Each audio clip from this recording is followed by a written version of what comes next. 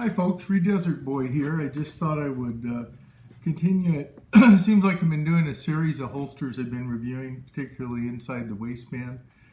I've done one on the Sig P238 and the Springfield XDE in 45 caliber, and I thought I would continue that. This one is a different manufacturer, but also well known and a sturdy holster.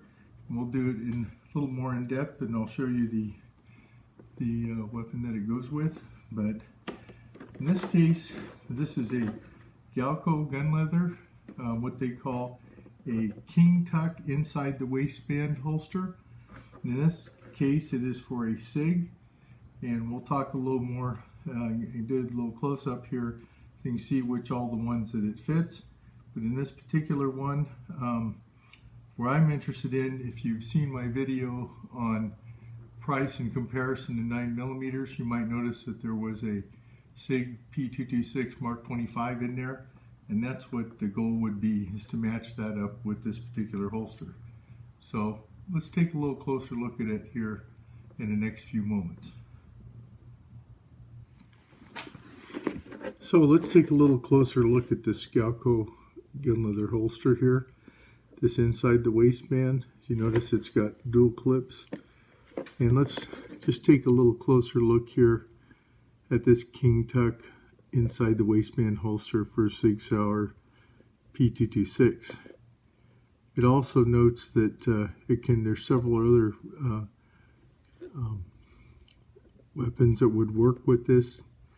Canik has one that's listed here, which is their TP9SA Sig Sauer P220 Combat, P220 with rail, P220R, carry, the P226 MK25, the P226 with rail, the P227, the P228, the P229 are also listed, in a P229 with rail.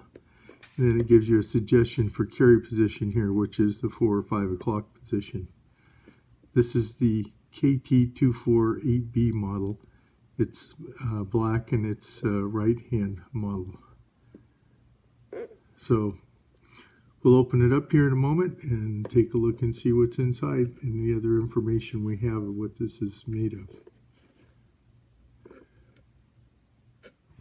So continuing on with our Galco holster here for the Sig Sauer P226. Just like with your firearm, there's always a manual and instructions with it. You need to read that. It talks about the carrier holster, how things should fit in there, how to holster the weapon that you might have, and how that might all work out best for you, especially in some holsters. Sometimes you got certain break-in periods and things. Apparently their holsters are made in the U.S. They want people to know about that. Whoops, there we go, of course. And in here, there's other safety information about the holster. It indicates that these will fit belts up to 1 3/4, if I've read it correctly. And you can see on the back of it, it's made out of steer hide. And if you follow the instructions, you need to read the manual. It talks about how you can move these up and down to adjust the height, or maybe to adjust the cant, along with whatever cant is naturally in here in the kydex. So you have kydex and leather that are put together in this particular configuration. Some other information in here too, that this happens to be in this particular package.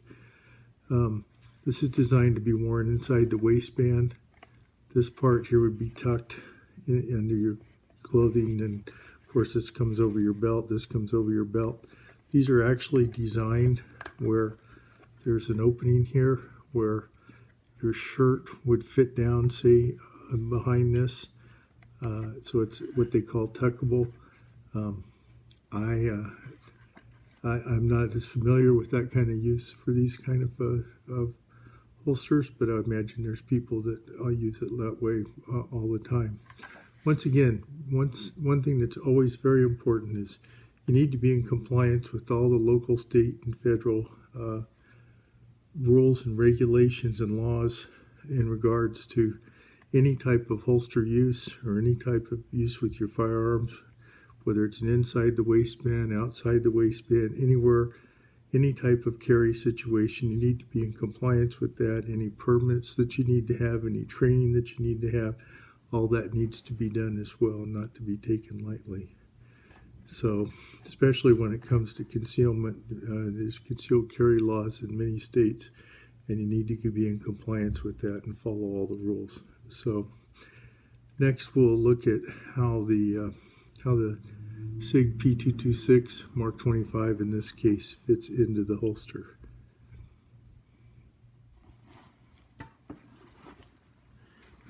So continuing on with our discussion about this Galco leather holster for the Sig P226,